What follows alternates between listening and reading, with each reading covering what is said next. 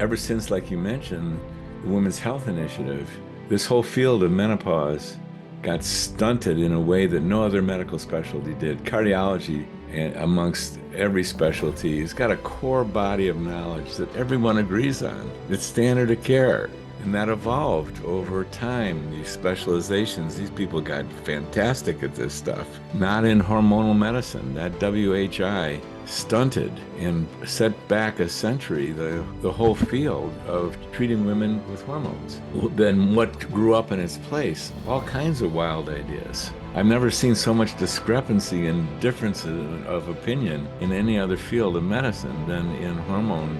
And it's because it didn't get the general, humongous participation of those who love the work. What are the things that you feel are really important for women to know as they are navigating their 30s, 40s, 50s, and beyond to help avoid ending up in circumstances where they are Yeah, in a nursing home? And I'm not talking about, assisted living. I'm talking about nursing home care where they're yeah. not able to do their activities of daily living and are largely dependent on others to help take care of them.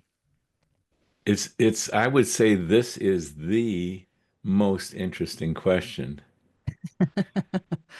That when people are in menopause, perimenopause, early andropause, hardly anyone thinks of, well, what's it going to be like 40 years from now or 30 years from now? And yet, what I find is as people enter their 70s, 80s, 90s, they love their life just as much as anyone does at any other stage. And when they start seeing that progression into assisted living and nursing homes, it's one of the hardest things in the world to do is to leave home. And you might have been through this already. I didn't quite hear that you were, but going through with a parent when they're making that transition, I remember doing it with my mother. And wow, it was a rough time for her because she loved being at home and she couldn't be there. Sorry for so many words. The number one thing that is so critical here are the hormones, turns out. Hormones and exercise. And the hormones for several reasons. Let's take women. Well, it began for me in medical school in 1968 when a gerontologist was lecturing to us senior medical students and said, you all know thousands of diagnoses. Let me tell you what's really happening to older people. They're losing their muscles through a process called sarcopenia, and they can't stand and walk with stability, and they fall on their osteoporotic hips. And at that time, they died. You know, very few made it through, and these years they can make it through an extra year or something. You want to help old people, help them with their muscles and their mind, because that's what's getting them. Yeah, I mean, I think that I've shared very openly with my community that my father was living with my stepmother, and they were in independent living. They sold their house, which was a good decision because they had a house that was way more than they could manage. My stepmother was a bit older than my father, but had very early signs of progressive Alzheimer's. And so he was really devoted to her care in their retirement. And the saddest thing for me when my dad ultimately became sarcopenic, had significant issues with falling, ended up developing a massive subdural hematoma or head bleed, and wanted to die on his terms. He didn't want surgery. He would not have been a good surgical candidate. And my brother and I lovingly took care of my stepmother for the rest of her natural life, which was only about 4 months after my father passed in hospice. And it just reaffirmed for me why it is so important to have these conversations, because in our 40s and 50s, we're not thinking about that slow decline and how, menopause really accelerates this loss of sex hormones. We start really, redistributing fat in our body with this muscle infiltration. I always say we want our muscles to resemble filet and not ribeye, as delicious as ribeye is. That's what you get, this fatty infiltration of the muscle.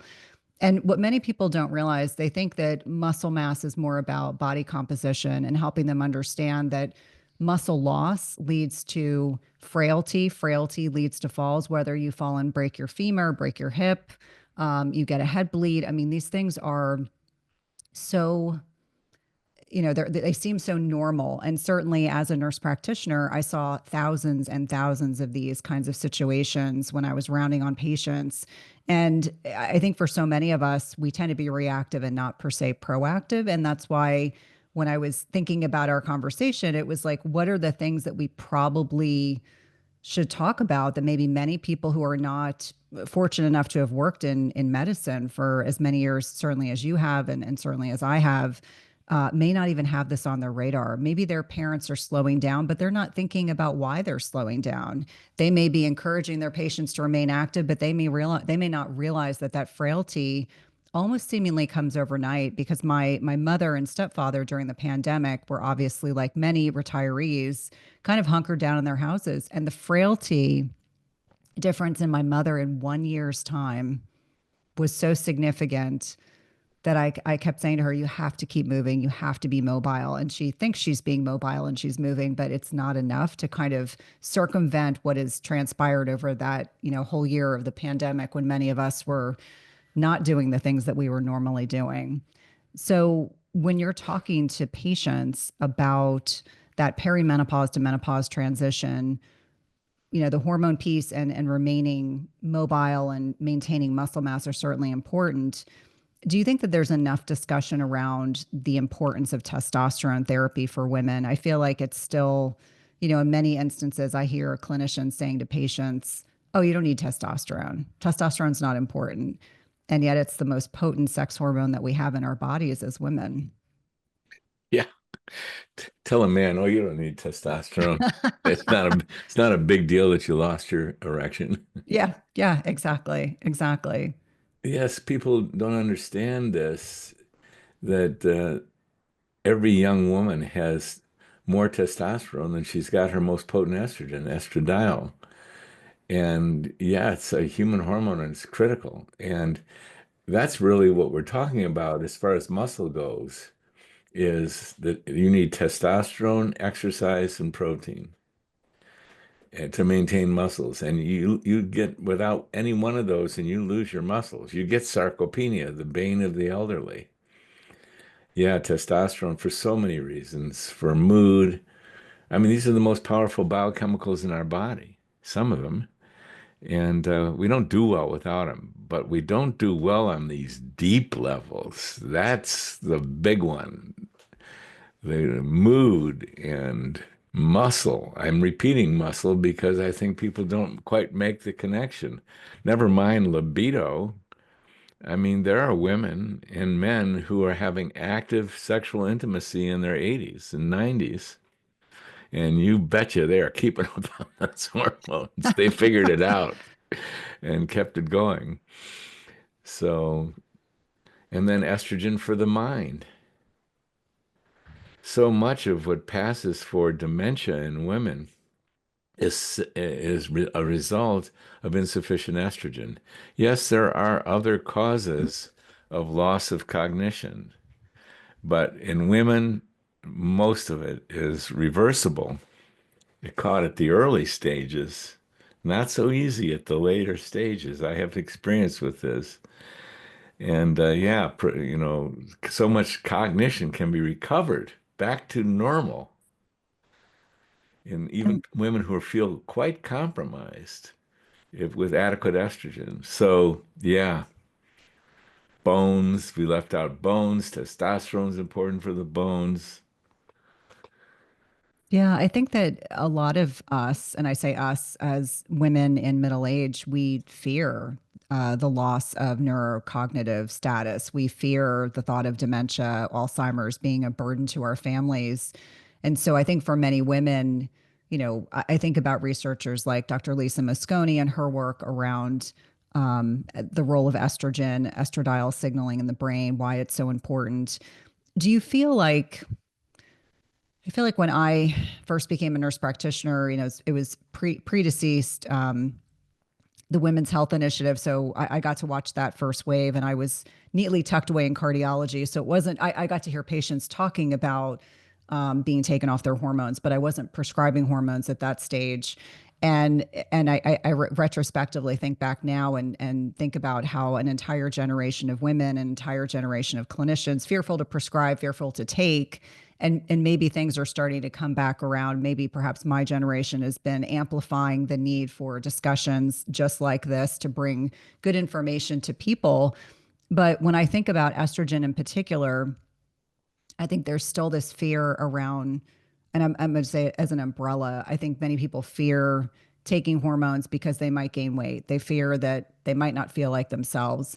But I can assure everyone listening that most women, when they start using some degree of hormonal replacement therapy, they feel so much better and they start to realize that they had many years of living in this abyss. Either they were anxious or depressed, or their sleep wasn't optimized, or they had no libido, or they lost executive function. They get off the couch and go to the gym, get things done.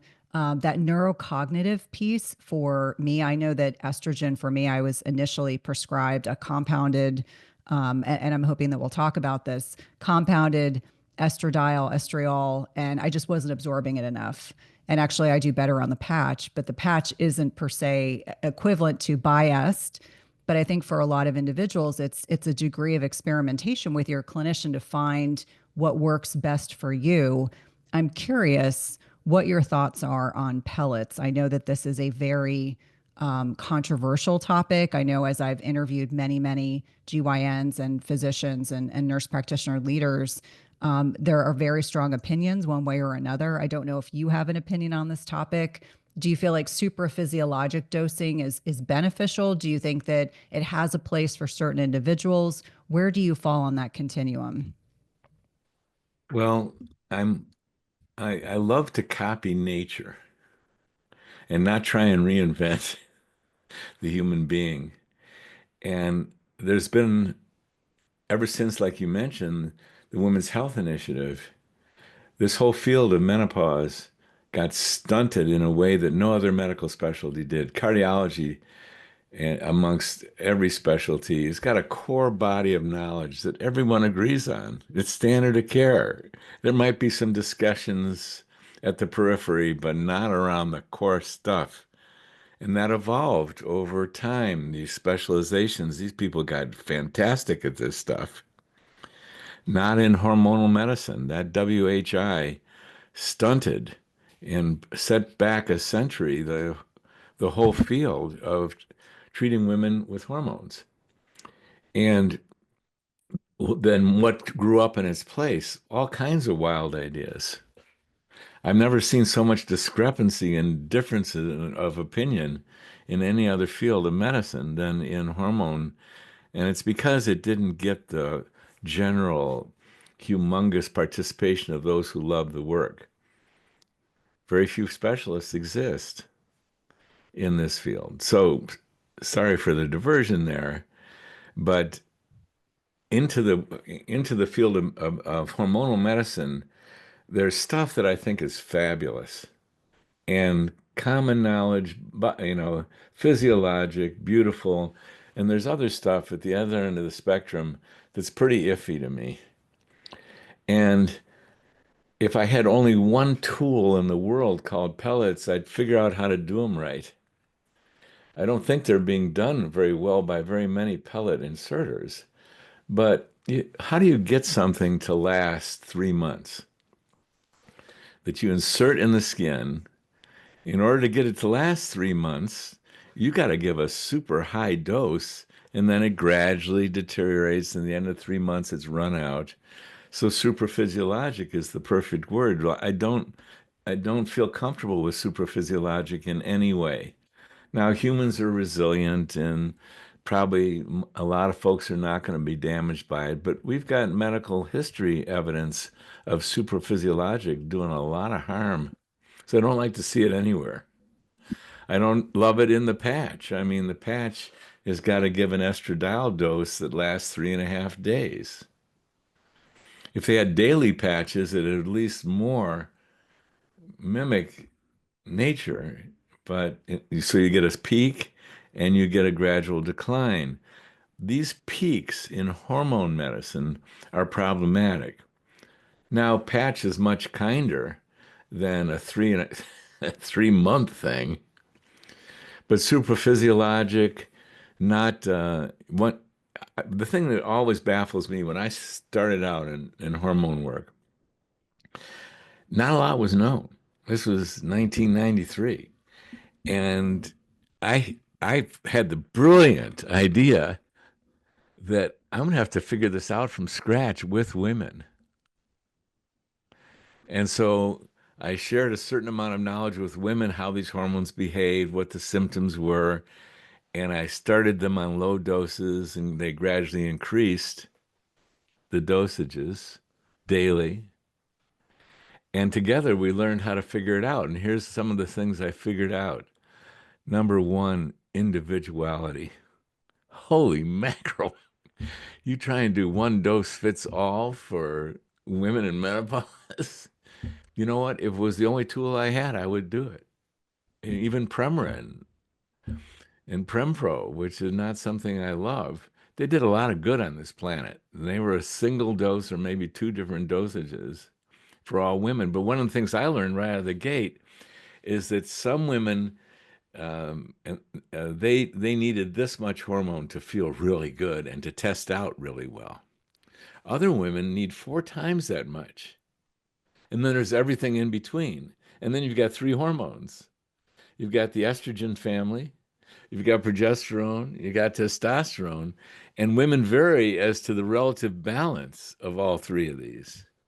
So the thing I could never figure out about pellets is you stick that thing in there, you're making a guess. I could never make that guess. I remember, maybe you know this name. I was shadowing someone who was really expert in thyroid. His name was Alan Gaby. And we were going patient to patient in his office, and we go in and interview this woman. And we walk out of the room, and he says, she's hypothyroid. And you know what? You haven't got a clue as to what to write down on your prescription pad. You don't know what her dose is. And I'm sitting there going, really? And in my mind. And then he says, but no problem. We'll have her find her own dose. And I going, this guy went to medical school.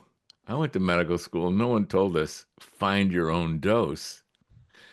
And sure enough, you start low, you alleviate symptoms of insufficiency.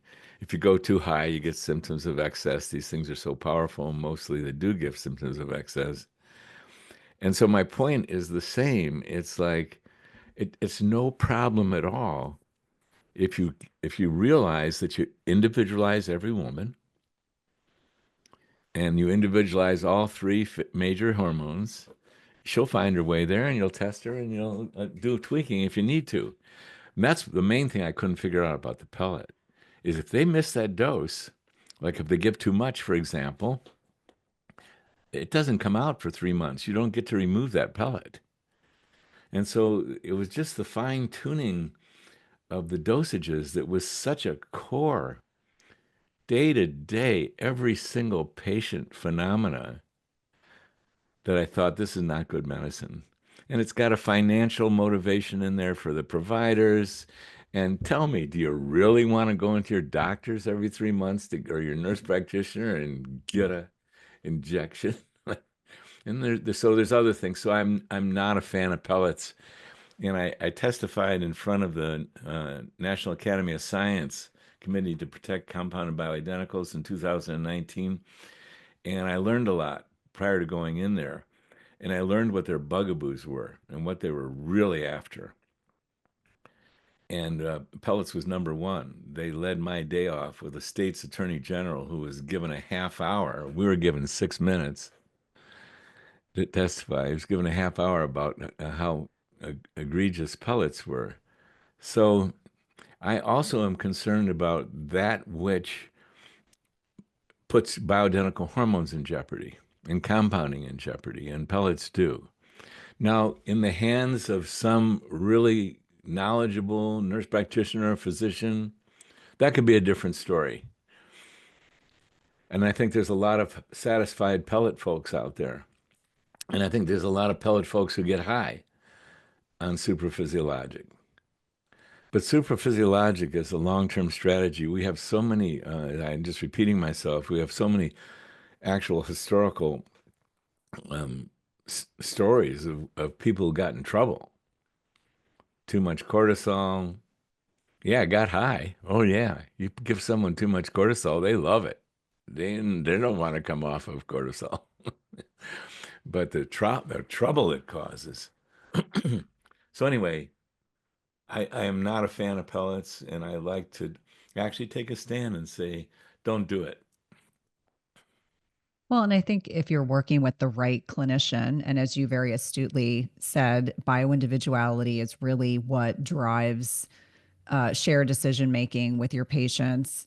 I think if you're working with the right clinician, they are going to be very conscientious about fine tuning the dosing for estrogen and progesterone, and if needed, testosterone. And I would agree with you that we've had women in programs that we've done testing on, and they'll say, I know my testosterone's low because my pellet was done 3 months ago and I'm dragging and I'm exhausted, and sure enough they are still super physiologic in testosterone. It's actually their cortisol is low, and that is why they feel really drained, really poor. And I would actually say that I probably have met several physicians that are very savvy with pellets, but they're very conservative. They're not the cowboys of medicine that are out there using pellet therapy and doing it in a way where women run around feeling good, maybe the first pellet that's inserted. And with subsequent pellets, they feel like they are still chasing that high, that experience they had with their very first pellet insertion. And so I would say there's so many other really great options. And I'm so appreciative of the work that you do advocating for women.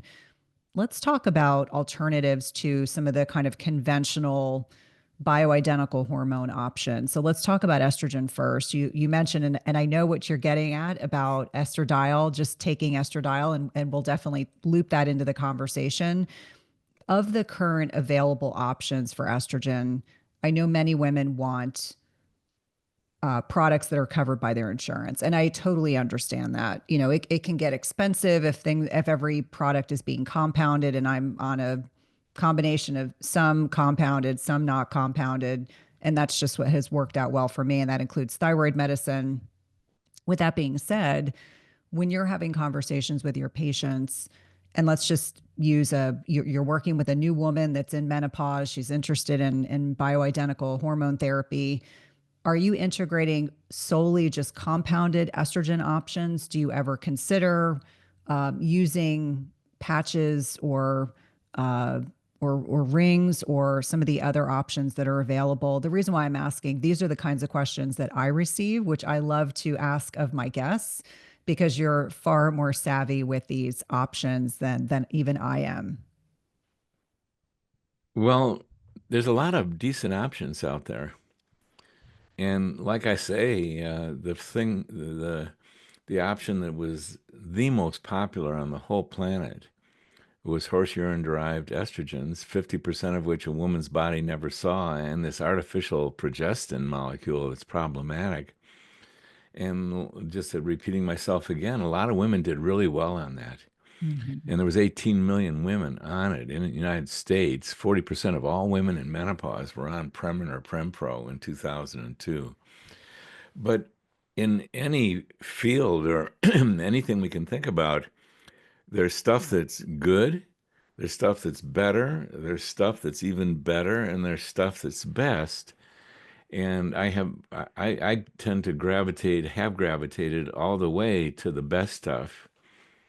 And then there are other considerations. Finances are a consideration. The best stuff tends to be more expensive. The best automobiles, the best clothes, you got to pay for it. And how to bring insurance into it? Well, I got a call from my favorite lobbyist just the other day we're trying to set up a path to get compounding compounded hormones covered by insurance. He knows the pathway, I see the pathway, and we're trying to set up a meeting to see if we can pull it off. That would be very good because a lot of folks do have insurance, and that does matter. And a lot of good can be done by that which insurance covers. Like you can get a decent estrogen in the patch or in gels, and you want to do estrogen topically. It's safe. Whereas pills, they're good, but they've got some downsides, including some risky stuff. So I wouldn't do estrogen by mouth. Yeah, It's sorry. Sorry, I was going to say it's interesting because in the perimenopause, menopause space, there are, and it's mostly physicians, but they're talking about they have some patients that don't tolerate the adhesive from a patch. They don't absorb enough estrogen, whether it's compounded. So they've started them on oral estrogens. And I know some of the concerns that we'll probably discuss is that, and I don't know the statistics offhand, but in a small amount of women, it increases their likelihood of developing thromboembolic events, looking at DVTs, deep vein thrombosis, which have the propensity to travel. I always say in cardiology, we don't love clots for a variety of reasons because clots tend to move. The greatest concern of which, pulmonary emboli, so blood clots in the lungs. Um, I'm curious if over the past, 40 plus years of your medical career, at any point were you prescribing oral estrogens? Was that something you did towards the beginning? If we're talking about Prempro and, pregnant mare's urine, yes, Yeah, that's obviously I oral. never did. As soon as I entered the field, I knew Dr. Jonathan Wright, and he was already prescribing Trias and Bias at that time, and sure sounded good to me. Why not copy nature? That was his mantra. Um, yeah, there are these options available, and then that's one end of the spectrum. But I'd like to go to what I think is the very best. Like, here's what we know about a woman's body. She does not just have estradiol. She's got more estriol, which is another estrogen, than she's got the sum of the two most potent estrogens, estrone and estradiol. That design must be there for a reason. And this was proposed. Dr. Wright uncovered this research. The research was done by an oncologist in the 1960s saying that estriol was probably protective against breast cancer. And Dr. Wright saw that and saw the reasons why, is there's more estriol than in a young woman's body, and proposed that we give estriol along with the estradiol. And that's what I started with, was biased right out of the gate because I saw that research and I thought, yeah, why not just do what nature did? There must be a reason. Well, in the 1990s, scientists at Tulane uncovered these estrogen receptor sites. And I don't know if this is going too deep in the weeds, so you tell me, and feel free to interrupt me at any time. But in a young woman's cycle, she goes through the whole first part of her menstrual cycle proliferating. She creates new cells. She creates new cells in the uterus, the line uterus, to receive a possible fertilized egg. She also prepares for breastfeeding right there every single cycle. She proliferates new breast glandular cells, new cells developed by mitosis. Her breasts get fuller, for most women feel this. And if she does not get pregnant, there's a deproliferation. Whole second half of the cycle, if there's no fertilization. And the deproliferation in the womb eventually leads to menstrual flow. And the deproliferation in the breast leads to the breast getting smaller because there's cell loss there. That deproliferation is under the auspices of estrogen receptor site beta. The proliferation is primarily guided, inspired by estrogen receptor site alpha. The principal stimulator of the proliferation is estradiol. Great. Definitely want it, need it, love it. The deproliferation is primarily under the auspices of estriol. Deproliferation. What do we want in a menopausal woman? We don't want new cells. It's a little vulnerable time there. You get cell division and stuff, mitosis and stuff.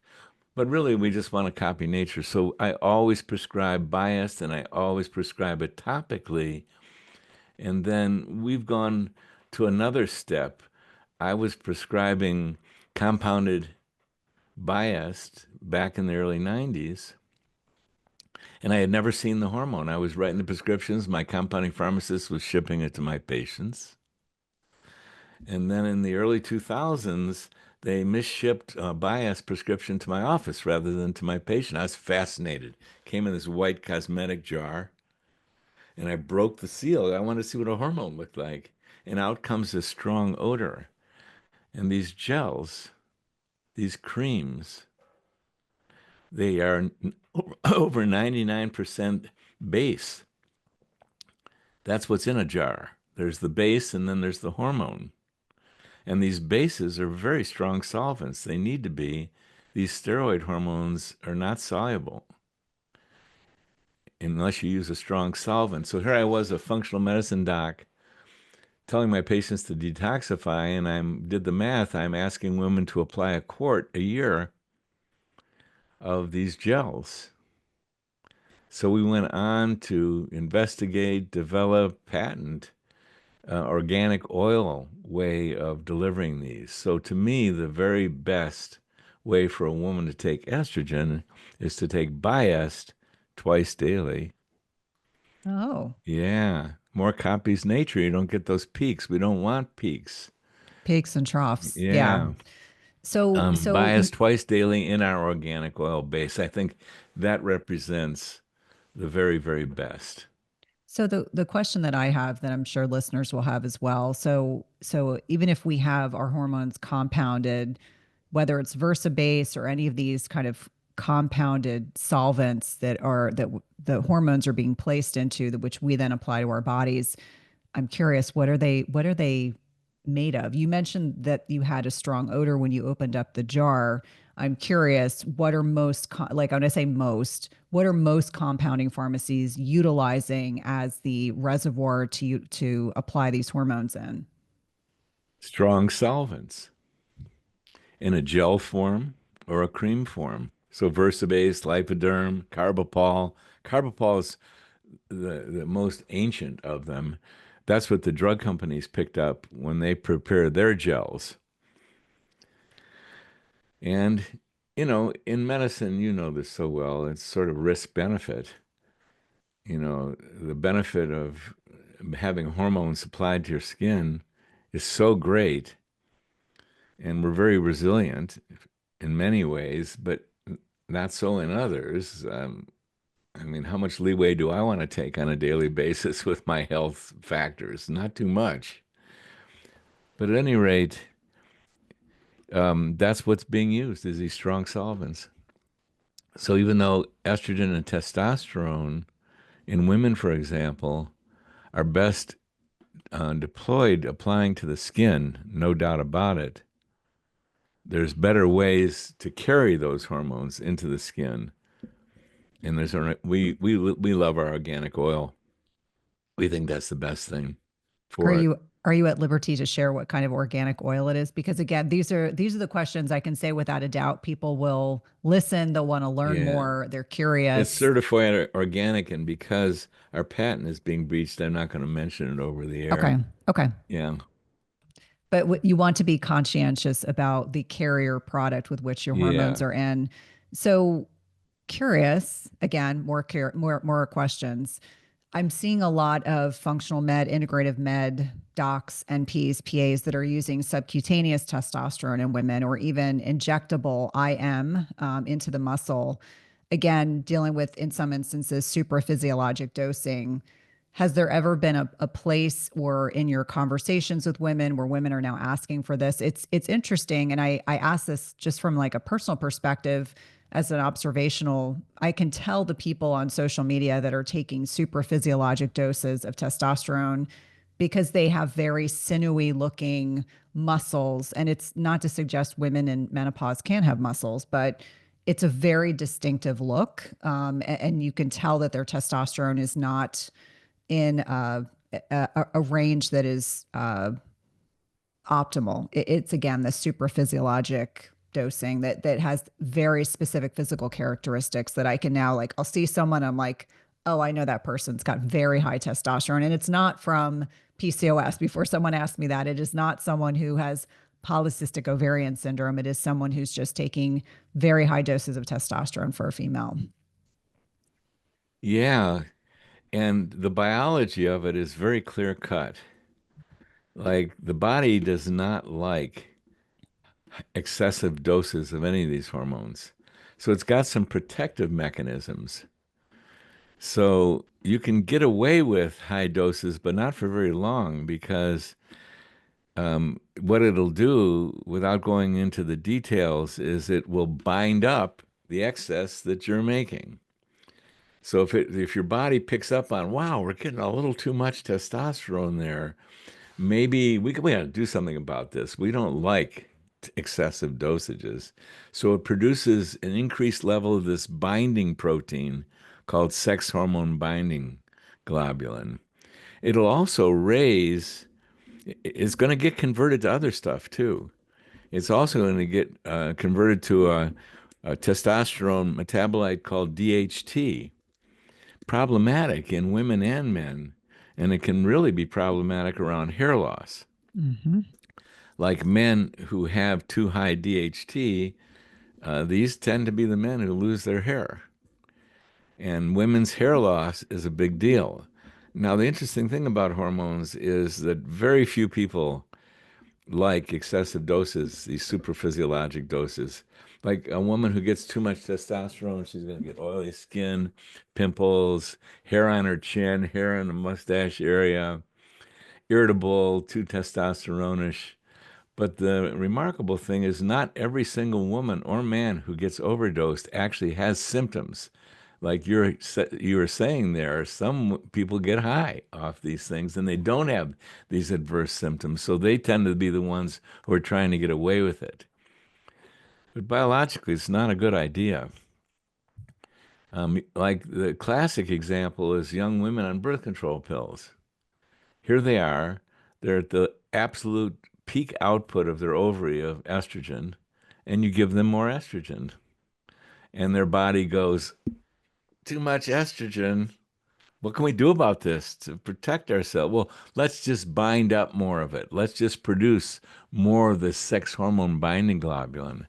And it winds up also binding up some of their testosterone. And there's a certain percentage of young women on birth control pills that lose their libido because of the sex hormone binding globulin. So I say caveat emptor, be careful. You're going to go into, you're going to experiment with a science experiment with your own body. I mean, the classic example was cortisol. It came out in the 1950s. They learned how to synthesize it, and healthcare providers were shoveling it out the door. Their patients couldn't get enough of it. And then a year or two into it, they started seeing these very, very severe side effects of these excessive doses of cortisol. Faces ballooning out to look like a Hmm. moon. That's what it's called, moon faces. Yep. Fat Buffalo deposits on hump. the Yep. back, the suppression of the immune system. The body does not like too much and it does not like too little either.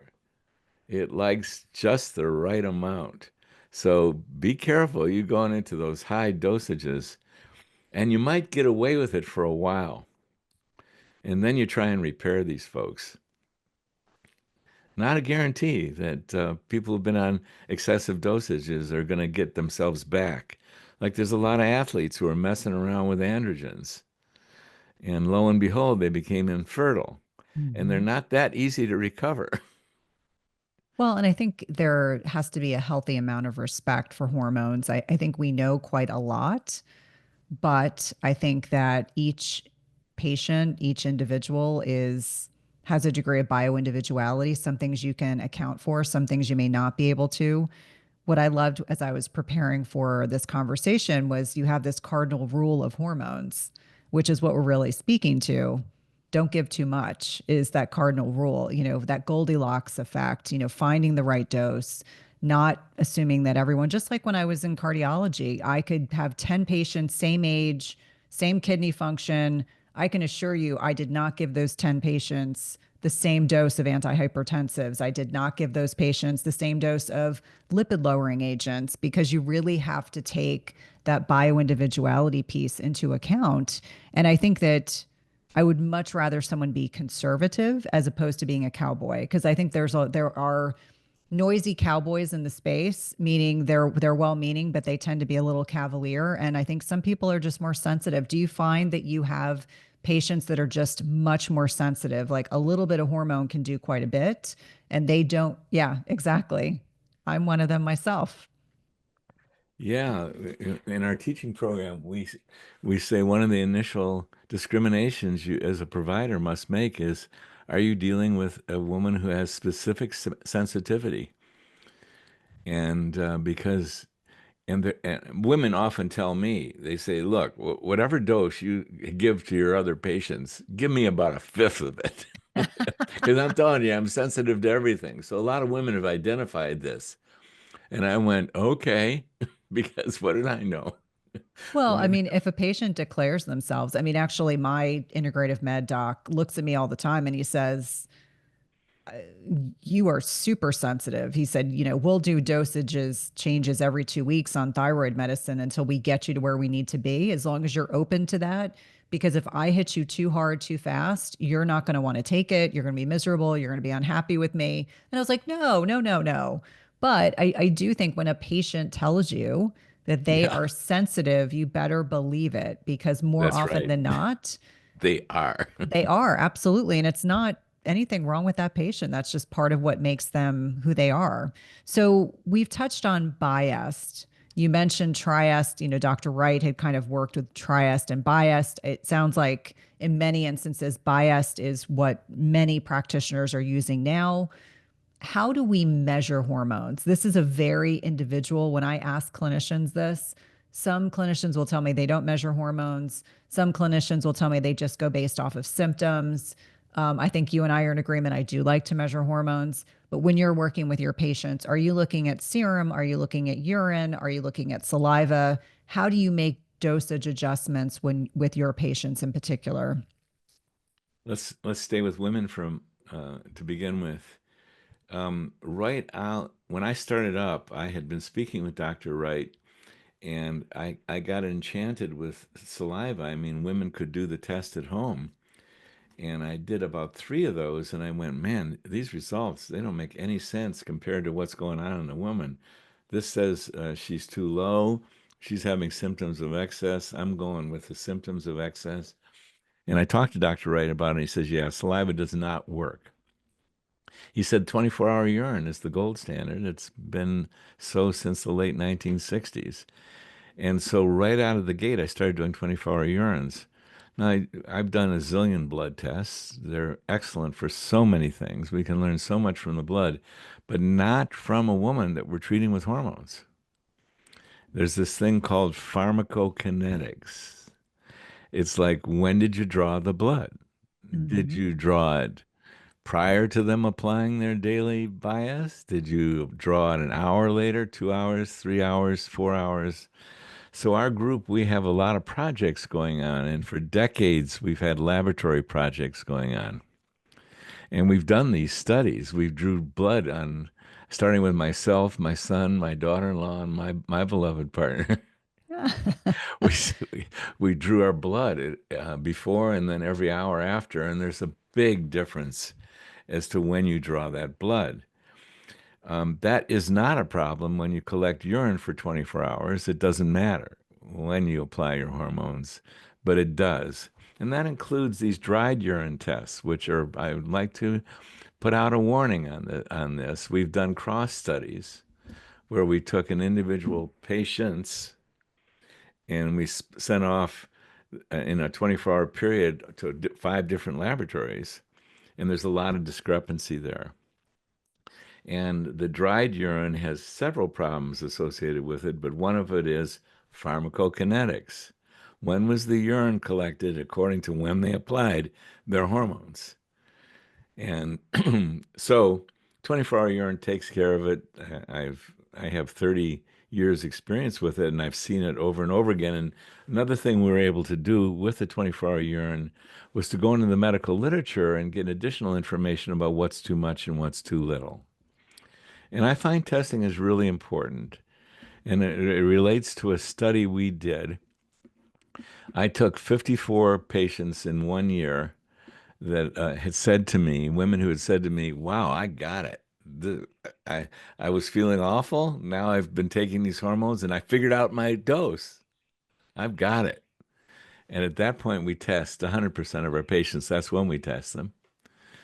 And of those women, 50% of them were not on enough estrogen to protect their vagina and bones, which is a fairly minimal amount compared to what it takes to protect the brain and the arteries, for example. And 25% of them were on dosages that were excessive enough to raise the risk of increased breast glandular cell proliferation, increased breast density. We don't want that. So even though they said they were feeling great, there was 75% that weren't in the zone that we consider optimal.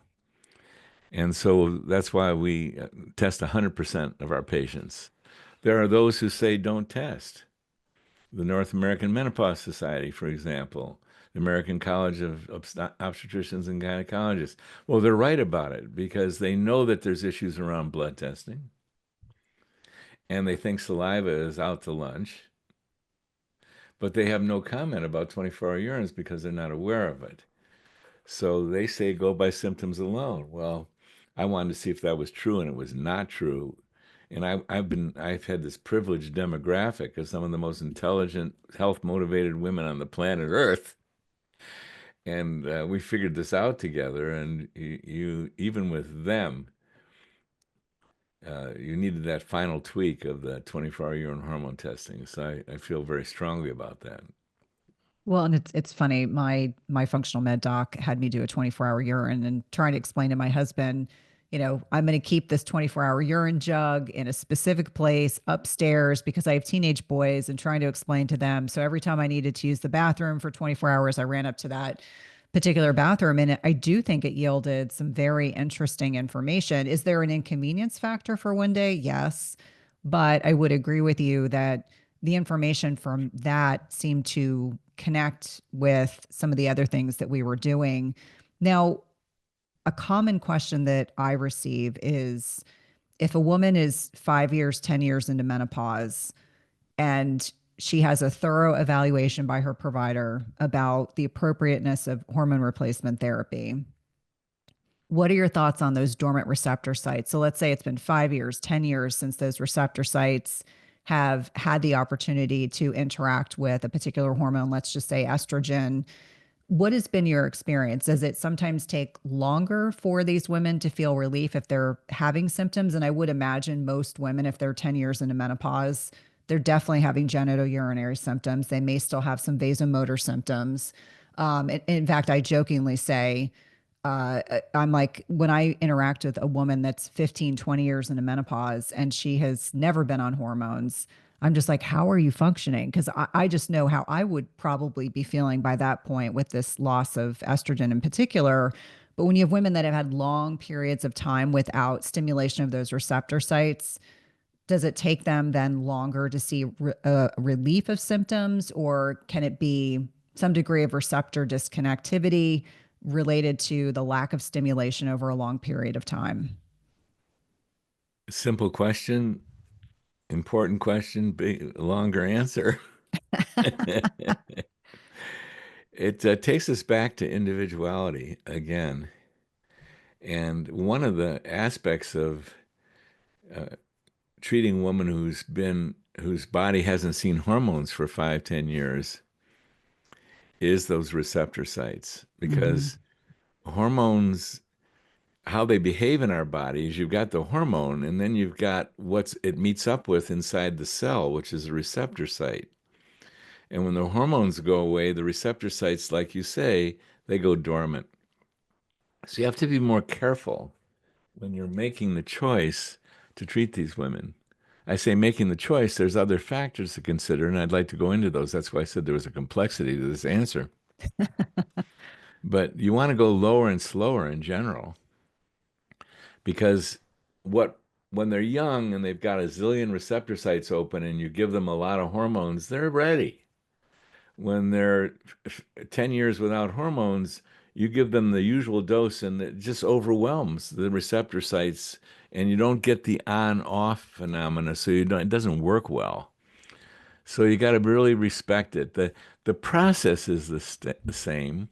You start low, maybe lower and slower. We do. Woman's body hasn't seen hormones for 10 years. Our usual protocol minimum, we cut it in half. We are doing lower doses, slower. And Low and then when you do slow. that dance with that receptor sites and your horizon is long, I'm going to take a while, no big worries here. You just go slower, and if you do the dance to where you open them up with just the right amount, they can do very well. The other thing about when a woman's been, if I can go here, if it's okay, Cynthia, Yeah, absolutely. yeah, definitely lower and slower. And then we say any age that a woman gets it that she may want hormones is the right time to start. I didn't start my mother, who wouldn't let me get at or be her hormone doctor or any kind of doctor until she was in her late 80s. Wow. And yeah, and my mother-in-law, and we didn't start treating them until their late 80s. And both of them had significant advantage, but it's so much more challenging. The very best thing a woman can do or a man can do is when you start getting the hints, like in your 30s or 40s, pick up on it then. It's the best time. It's so much easier to preserve the functions that you are near and dear and you love. It's not so easy to recover them. And a woman goes 10 years, well, a certain number of women who go 10 years without hormones, they're going to get some significant arterial damage. Estrogen is so protective to the arteries. Let's talk about your original field, cardiology. You Yeah. know this. Yeah. These women have so much. You don't hear of young women having a heart attack necessarily, but you hear about, my God, he was in his 40s, never sick a day in his life, and he had a heart attack on a tennis court. Yep. Or riding their bike. We used to see That's a lot of right. that. Absolutely. But because the young women are very much protected by estrogen and its effect on the arteries, you remove that effect, and women become vulnerable to heart attacks too. And so sometimes when a woman's been 10 years out, that's sort of the magic number. We want to put them through a cardiac evaluation because Absolutely. there is this rare instance where they did develop arteriosclerosis. And that wasn't the big deal, as you know better than I do. It was like you mentioned earlier, it was the clot that formed on Hmm. that barnacle coronary artery surface. And when you start a woman on estrogen, there's a small number of them where they'll get initial vasodilation. The clot will break loose. That's called an embolus. That's a heart attack. So this is very, very, very unusual, but it's enough that when I see a woman who's 10 years out, we'll want to put them through at least, and I'd like your opinion on this. I've talked to cardiologists about this. We want at least a stress ultrasound. We're going to be able to pick up with some coronary artery uh, compromise of flow with that. Minimal. We want that. And then some of these women need to be put on, need to have some coagulation studies too. Because again, it's not the arteriosclerosis as much as it is the clot that forms there. Now, 10 years is sort of the magic number. We don't hold that to be so. When a woman has a family history of where a mom had a stroke, her aunt had a heart attack, no, we're doing this evaluation much earlier, like they're 5 years, 3 years, whatever it is. So there's a complexity to women who pick up on the need for hormones or the desire for hormones later. How much of an evaluation are we going to put them through? Now, having said that, sometimes you don't get to put older people through an evaluation. They ain't going to do it. My mother was not going to go to a cardiologist, neither was my So it's risk benefit again. And sure enough, we'll go ahead and treat, so long as the patient knows what they're getting into. Well, it's that cost benefit analysis. It's that shared decision Exactly. making. And I think that what I hear from a lot of women, because either between social media, the podcast, people that work in groups with us, they'll say, well, I'm so many years into menopause, and they told me no. And I was like, Yeah, excuse me? I was like, first yeah, of all, everyone needs vaginal estrogen unless there's a specific contraindication. And we know it's not a question of if, but when we yeah. develop As in genitourinary. everyone. Yes, exactly. And just thinking about, how many patients I saw in the ICU, in the ER that were menopausal females that had never been offered vaginal estrogen, that were septic, that ended up in urosepsis, that ended up in the ICU, that almost died. Usually in the constellation of their hospitalization, they'd have a myocardial infarct, they'd have a heart attack, they'd have a whole amass of things that could have been completely prevented by something as simple as vaginal estrogen. With that being said, if someone is 10 years into menopause, you're right, it's doing this very thorough evaluation. And I sometimes will talk about, still we have the traditional kind of allopathic model that just looks at traditional lipids. And I'm like, no, no, no. Everyone needs an apolipoprotein B. Everyone needs at least once an LP little a, whether or not we decide to do a CAC or specialized carotid ultrasound, or if you need a CT angio and or seeing cardiology for people that are higher risk. We know that women are more than likely to die of, it's 1 in 3 were to die of heart disease. So really being conscientious if you are considering and have a high family history, or you've got crappy lipids. Like I always tell people, what my lipids look like in perimenopause is very different than what they look like in menopause without HRT. So for many, many reasons, I think hormone replacement therapy, those conversations are really, really important. And thank you for sharing, your own personal experiences with your family members. I think my mom kind of missed the boat. She was part of that WHI, post WHI, taken off all of her HRT, had, terrible arthritic symptoms in her feet, was, working until she was 75, was, what's interesting to me, and my mom talks openly about this and gives me permission to talk about this. The difference for many women when they're still working and have a lot of intellectual stimulation versus what they're doing in retirement can have a large net impact on that neurocognitive status. What I find for a lot of women, especially those that aren't on hormone replacement therapy, they get forgetful. They're just not having that stimulation and that socialization that we know is so important, especially as we're getting older. Now, when you're speaking to women, maybe a person who's gone 10 years without hormone replacement therapy is thinking about hormone replacement therapy. Are there specific levels of hormones that you like to see when you are looking at your lab work? I know you mentioned you really like the 24-hour urine that are neuroprotective, because I think for probably every woman listening to this podcast, that is my greatest fear. And I believe hopefully that I'm going to do everything to prevent that happening. But I think for a lot of individuals, they feel like there's not enough information. It's like estrogen is protective, but how much estrogen? Like, how do we find that Goldilocks effect to protect our brains? Because again, I think that's what most of us are concerned about. Bones are important, yes, but like brain, if your brain's not working well, nothing's working well. Right on. Um, there's different assessment tools for different things, and even a medical history tells me so much. And like you said, 100% of women are going to get vaginal atrophy. And if a woman has, for example, any kind of pain on intercourse or didn't need a lubricant if she's having penetrative intercourse in her 20s, but now needs a lube, there's been vaginal atrophy. And that's a magic number.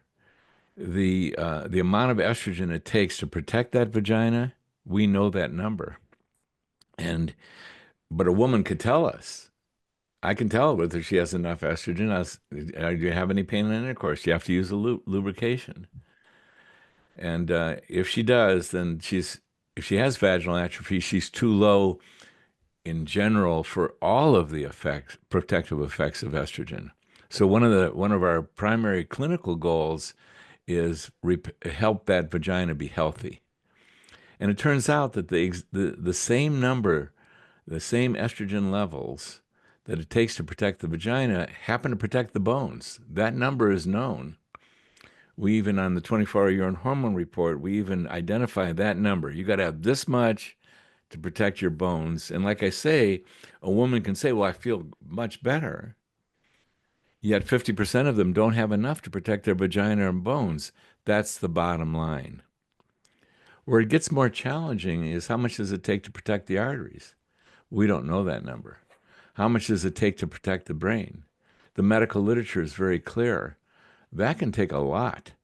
lot more, lot more.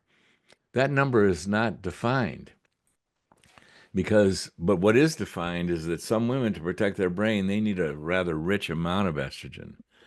So, if it's okay to tell one of the most poignant stories that I've ever had, is that same National Academy of Science, there was several of us who were testifying, and I did research on who was going to testify with me. And I learned that one of the doctors was on this particular program that the committee had already identified as another bugaboo. It was pellets and this other thing that they had already given me the clues. And I knew she was on it and I knew she was going to testify. And as she's sitting down, I say,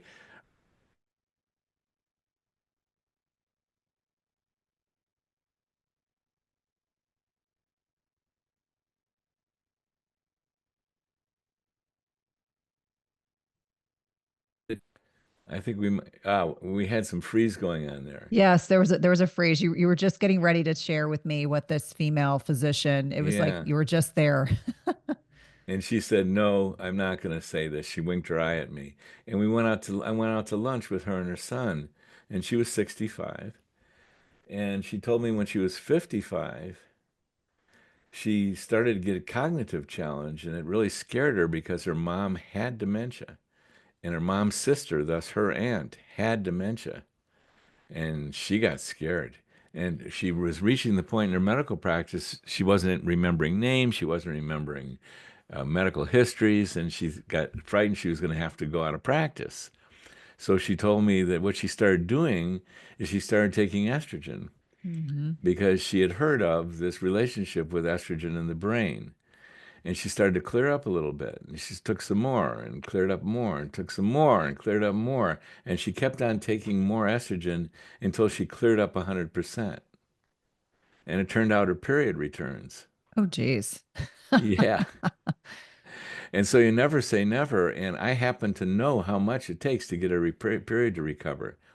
You have to take so much estrogen that you produce on 24-hour urine hormone assessment estrogen levels that are 3 to 8 times the upper limit of normal of a 20 to 29-year-old. That's how much you need, an enormous amount. So you never say never. And you ask the question, well, how much does it take?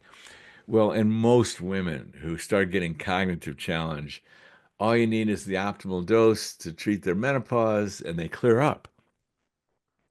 Let me define that. Take a little break to define that optimal amount. Some young women have need this much estrogen to regularly menstruate, to be fertile, to have term pregnancies, to be healthy. Other young women need 3 to 4 times that amount. Same thing. Healthy, regularly menstruating, fertile. There's a tremendous wide variety there. 3 to 4 times what this is. What we learn in menopause is that it takes this much for most women. Because when they start getting to this much, they start getting breast glandular cell proliferation. It took these young women this much to menstruate, to proliferate, to get breast glandular cell proliferation. We're treating most, but not all, women in menopause with this much. Totally does it for them. Libido, vaginal health, bones, but there are these exceptions. And this one doctor was the perfect example. So most women are going to clear up with this lower amount, Well, I but think, not all. yeah, I think And most we'll women, say go for it because you said it, Cynthia. You said it, man. Cognition is so important that we will make exceptions and we'll keep increasing that estrogen until that brain clears up, even if their period returns. So yeah. what's the big deal? Well, yeah, I mean, yeah, male saying no big deal. Um, but what we do in that case is we just monitor for proliferation. It's not a big deal. You know, you get the period to return, you're using large amounts of estrogen. We don't want to make sure she's not getting excessive breast glandular cell proliferation. And so we monitor this very carefully. And yeah, that doctor taught me sky's the limit, folks. And she was at the age of 65. This is 10 years after she was as absolute clearer than I was sitting at that table having lunch. So you never say never in medicine. It's an individual thing, and you do what it takes to protect that brain, like you were suggesting. Yeah, I think it's really important. I mean, I think about the fact that I continue to learn and be stimulated. And, I just finished writing my second book. And it's funny, my older son is my business CTO. So when he's home during breaks from college, he's, organizing a lot of my technical stuff. And he did such a good job of reorganizing my iPhone that I'm standing in the airport and I'm like, which part of my phone did he put all of my airline apps? And I'm standing there thinking to myself, I had this brief moment of panic and I found it, but I thought to myself, this must be what people that are dealing with some early cognitive, I mean, it's that first of all, you're aware of it, but number two, it's that understanding why it's so important to continue to challenge ourselves and to not get complacent because our brains, much like a muscle in our body, it's designed to be challenged. And if it's not being challenged, like for me, opening up my phone and trying to find this one app, I'm like, okay, he did such a good job organizing the apps. Now I can't find the app I need.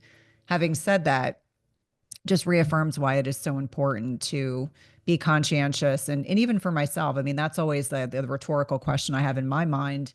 Are my estrogen levels high enough that I'm protecting my brain? Because I know that the genitourinary system is in check. I know my bones are doing well and I'm doing all the things to support that.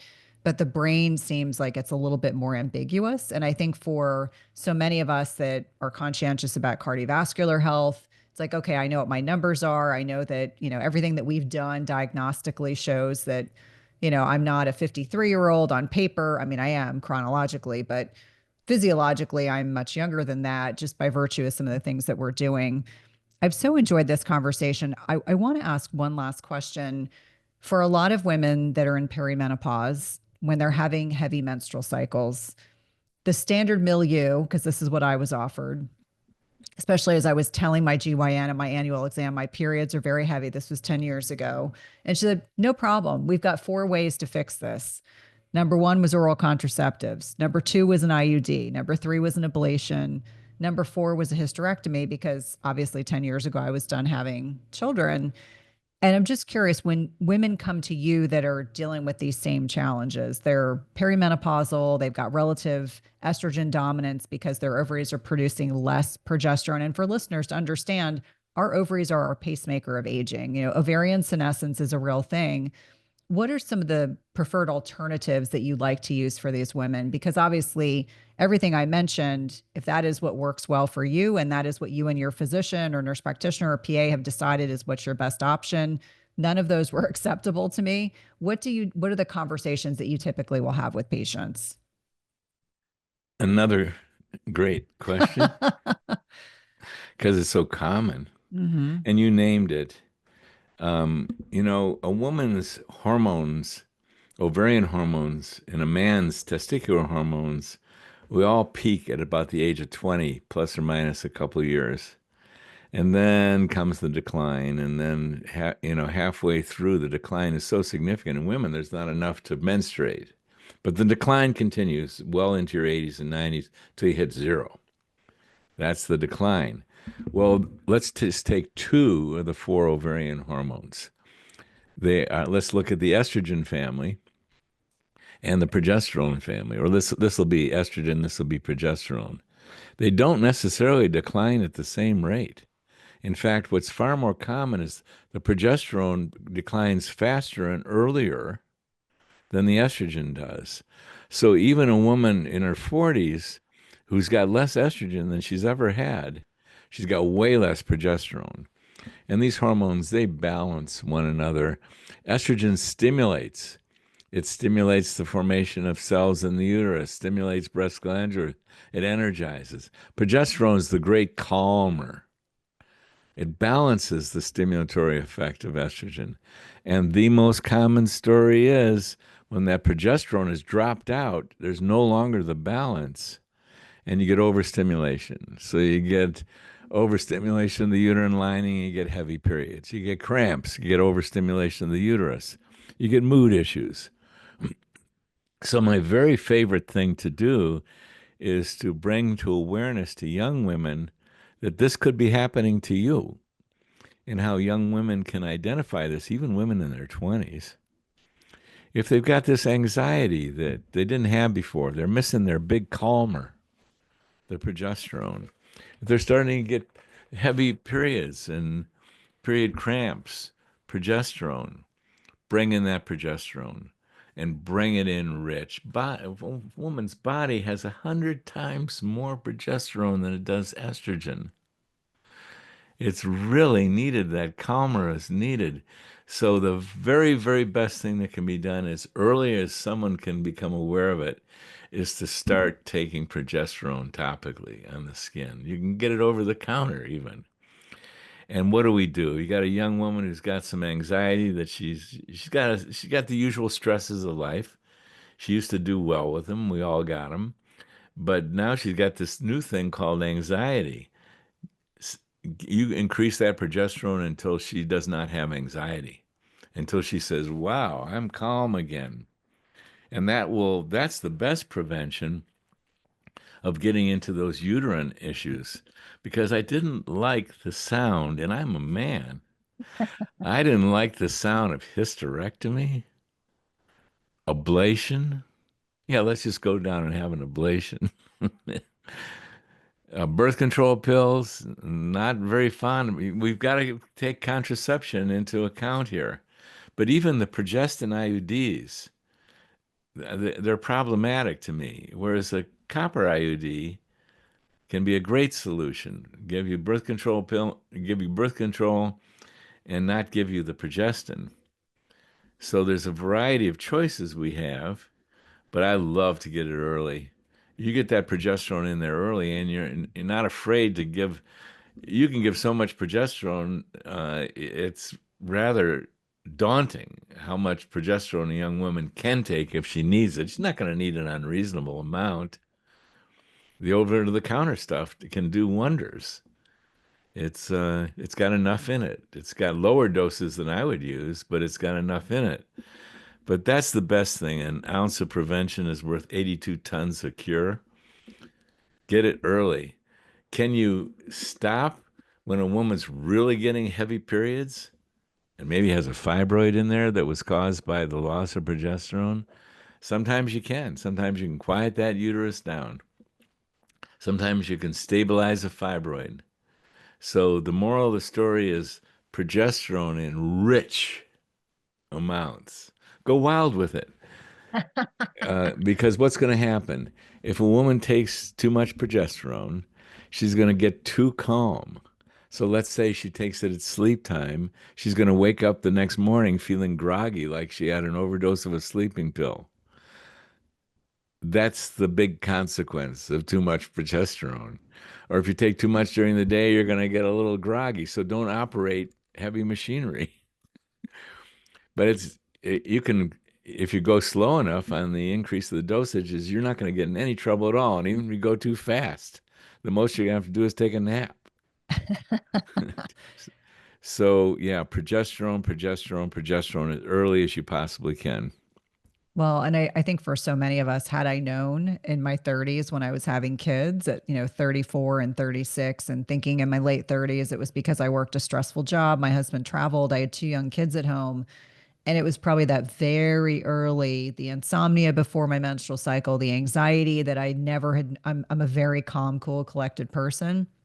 I had no idea because 15 years ago, we weren't having, or at least in my girlfriend circles, we were not having these conversations, at least openly. And so now I hope that my generation, our conversations, podcasts, et cetera, can alert young women to the possibility that maybe at 35, maybe at 36, they need to start considering, transdermal progesterone. And then maybe later on in the conversation with their GYN or their internist or whomever, maybe they need a little bit oral progesterone as this kind of progresses farther into perimenopause. Well, I've so enjoyed this conversation. Please let listeners know how to connect with you outside of this podcast. Obviously, work with you if you're taking patients or if you're a clinician listening and you'd like to connect with Dr. Rosensweet and be mentored by him. Well, Cynthia, one thing I think you've already, my staff has already informed you that your folks can download a free copy of the book that we wrote for women in Oh, menopause. thank you. Yeah, please contact Katie, and because we can give you a link to a free PDF copy of Happy Healthy Hormones. It's a lot of knowledge for women. I wrote it originally for women because I was trying to figure it out together, remember? So, and in there's contact information. The main thing I do is train and mentor providers, and along with a lot of science projects that we got going on. But we have providers. We have 160 providers that we've trained that are actively using our method all over the country. So if a woman reaches out to www.brite, B-R-I-T-E, .live or iobim.org, you can connect up with our staff and find a provider that is using the methods. And yeah, providers, we love, that's the main thing I do is train providers. So that's iobim.org, iobim.org. We'll connect you up with the training program. Awesome. Thank you so much for your time today. Hey, if you like this video, you guys are going to love this video, and I'll see you there. If you look at type 2 diabetes, which is the one of the big problems, you see that it sort of lags the obesity epidemic. So as that gets worse, then diabetes gets worse, but it doesn't sort of turn around right away.